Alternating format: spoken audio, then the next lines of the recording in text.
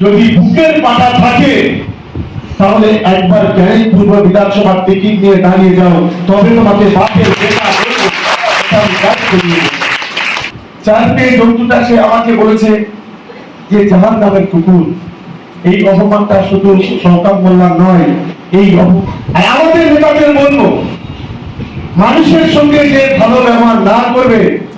24 ঘন্টার মধ্যে ঘাট ধরে তাকে বাড়ি থেকে তাড়িয়ে দেবে। কিন্তু দু একজন আছে যারা ভিতরে ভিতরে 2000, 3000, 5000 করে টাকা দিয়েছে। সঠিক তথ্যটা আমার কাছে আসলে তাকে টাকা তো ফেরত দিতে হবে, আর না হলে লোকাভিবাস করতে হবে। আমি সকলকে কয়েকটি কথা আজকে বলবো। আপনারা সকলেই জানেন যে বিশেষ করে আমরা তৃণমূল কংগ্রেস বা আমাদের সরকার সাম্প্রদায়িকতার বিরুদ্ধে লড়াই, সেই লড়াইয়ে গোটা দেশের মধ্যে মূল হচ্ছে মমতা বন্দ্যোপাধ্যায়, অভিষেক বন্দ্যোপাধ্যায়। সাম্প্রদায়িক দাঙ্গাবাজ বিজেপি এবং তার দোসর যারা আছে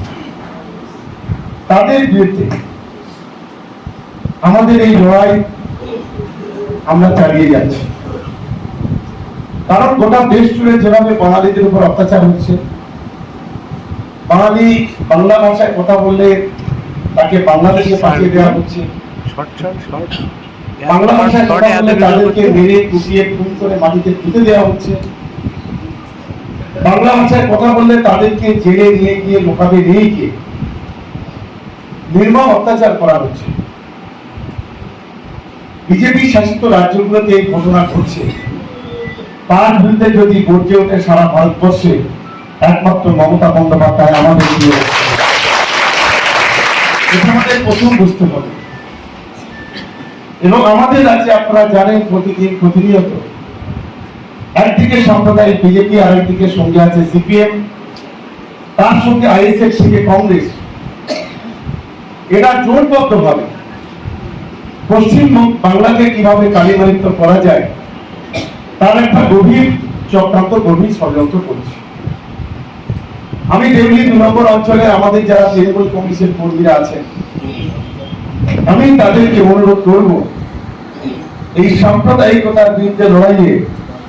আমাদের জীবনের শেষ রক্তবিন্দু দিয়ে আমরা লড়াই করবো। তো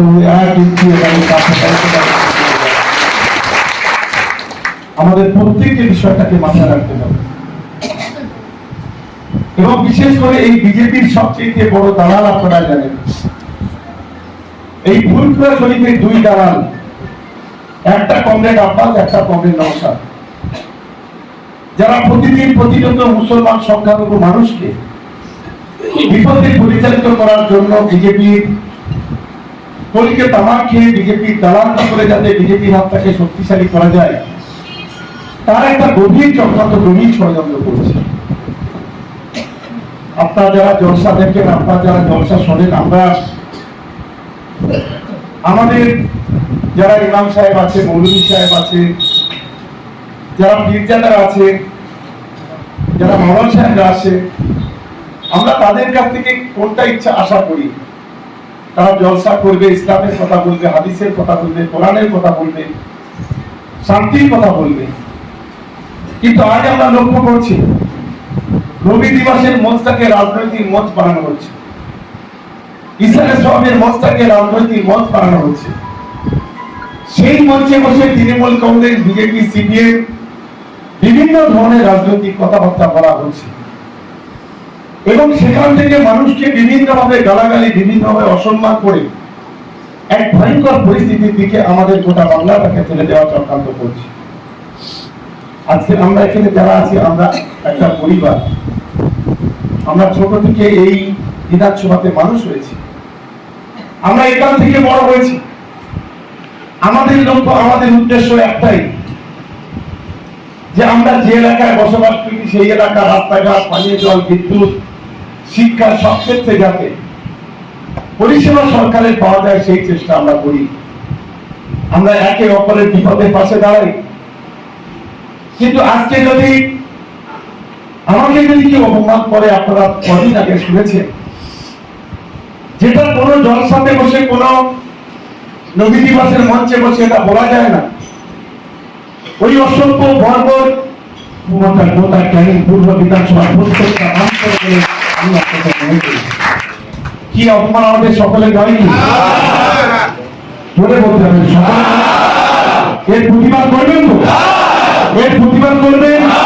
এর প্রতিশোধ দেবেন এই লড়াই আমাদের করতে হবে কারণ আমরা যদি দেখি আমাদের এখানে কোনো মানুষ যদি কোথাও বিপদে পড়ে আমরা শোনার সঙ্গে সঙ্গে তার পাশে দাঁড়াই আমাদের যদি কোনো সমস্যা হয় আপনারা সঙ্গে সঙ্গে আমাদের পাশে দাঁড়ান এই অপমানের জবাব আমাদের গণতান্ত্রিক ভাবে আমাদের দিতে হবে তাই তো 20শে সেপ্টেম্বর আমাদের তৃণমূল যুব কংগ্রেসের ডাকে যে প্রতিবাদ মিছিল এই মিছিলটা একটা ইতিহাস তৈরি করতে হবে কারণ অনেকে আবার এখানে ভোটে দাঁড়ানোর স্বপ্ন পেয়েছে এই মিছিলের মধ্য দিয়ে আগামী দিনে তাদের বুকের কাপড়টা একটু বাড়াতে হবে সেই লক্ষ্য নিয়ে আমাদের তৃণমূল কংগ্রেসের কর্মীরা তৃণমূল যুব কংগ্রেসের কর্মীদের এই মিটিংয়ে জমায়েত হতে হবে আমাদের যারা 18 থেকে 40 বছর 45 বছর বয়স আমি তাদেরকে বলবো এই মিছিলে অংশগ্রহণ করতে আমাদের বয়োজ্যেষ্ঠ যারা আছেন আমরা তাদেরকে সম্মান করি শ্রদ্ধা করি তারা সব ধরনের সহযোগিতা করবেন কিন্তু এই মিছিলটা যেহেতু তৃণমূল যুব কংগ্রেসের এই মিছিলটা যাতে যুব কংগ্রেসের নেতৃত্বে যুব সমাজের ছেলেরা থাকে সেই ব্যবস্থা করতে হবে আমরা 30,000 যুবককে সেদিন রাস্তায় দাঁড়িয়ে সমান করে দেবো এই মাটি শক্ত মাটি এটা মাথায় রাখতে হবে আসলে আমাকে গালাগালি কেন করছে জানেন আসলে ওনার ভাইটার পায়ের তলা থেকে জমি সরে যাচ্ছে ভাঙনের মাটিটা আলগা হয়ে যাচ্ছে ভাঙনের সংখ্যালঘু মুসলমানরা বুঝতে পেরেছে যে দুই ভণ্ড এরা শুধু ভণ্ডামি করে মাথায় টুপি দিয়ে মিথ্যা কথা বলে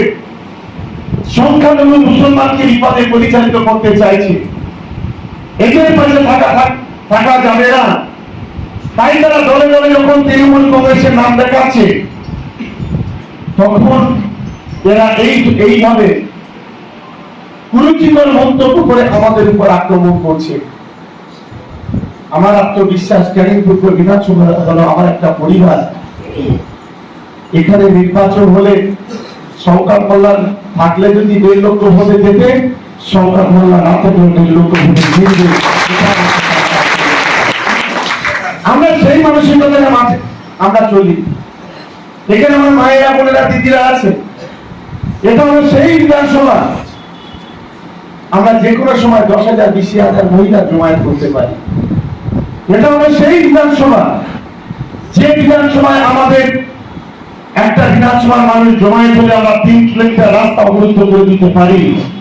এটা হলো সেই বিধানসভা তাই আজকের যে ভণ্ড এই ভণ্ড আহ্বান করেছে যে ঘাড়ে চেপে বলবো আমি বলছি ঘাড়ে চেপে বসা তো দূরের কথা এত নাটক এত ড্রামা না করে যদি বুকের পাটা থাকে তাহলে একবার ক্যানিং পূর্ব বিধানসভার টিকিট নিয়ে দাঁড়িয়ে যাও তবে তোমাকে বাপের আমি জানি দেউলির এই পাল্টাটি এলাকায় কিছু বেঈমান বিশ্বাসঘাতক আমাদের আছে এই বিশ্বাসঘাতকরা এরা হচ্ছে মুখোশধারী এরা মুখ আর মুখোশ এদের আলাদা এদের দেখে চেনা খুব মুশকিল আমি পাল্টাটি এলাকায় আমাদের যারা নেতৃত্ব আছে আমি তাদের বলবো একটু নিজেরা চোখ কান খোলা রাখতে হবে আর আমাদের নেতাদের বলবো মানুষের সঙ্গে যে ভালো ব্যবহার না করবে 24 ঘন্টার মধ্যে ঘাট ধরে তাকে বাড়ি থেকে তাড়িয়ে দেবে এখান থেকে কেউ কেউ ঘরের টাকা নিয়েছে আমার কাছে খবর আসছে আমি একটু অবাক হয়ে আজকের কেন্দ্রের বিজেপি সরকার বাংলাকে টাকা দিচ্ছে আজকে ঘরের টাকা বন্ধ রাস্তাঘাটের টাকা বন্ধ গরিব মানুষের বার্ধক্য ভাতার টাকা বন্ধ 100 দিনের কাজের টাকা বন্ধ সব টাকা বন্ধ করে দিয়েছে মমতা বন্দ্যোপাধ্যায় তার রাজস্ব কোটা দিয়ে একজন মহিলা মাথার ঘাম পায়ে ফেলে সকাল 8টা থেকে রাত 2টো পর্যন্ত আমাদের দিদি আজকে বাংলার মানুষের মুখে মিছিল দেখাচ্ছে এই টাকা যখন দেওয়া হয় আমি বারে বারে বলার চেষ্টা করেছি যে গরিব মানুষের কাছে টাকা নেওয়া যাবে না কিন্তু 2-1 জন আছে যারা ভিতরে ভিতরে 2000, 3000, 5000 করে টাকা দিয়েছে, সঠিক তথ্যটা আমার কাছে আসলে তাকে টাকা তো ফেরত দিতে হবে, আর না হলে লোকাভিবাস করতে হবে। এটা আমি আজকে আবার এই ডিসেম্বরে একটা বড় অংশের মানুষের টাকা দেওয়া হবে। আজকে মমতা ব্যানার্জি আজকের 80 খাতে এই ব্লকে আমরা 28,000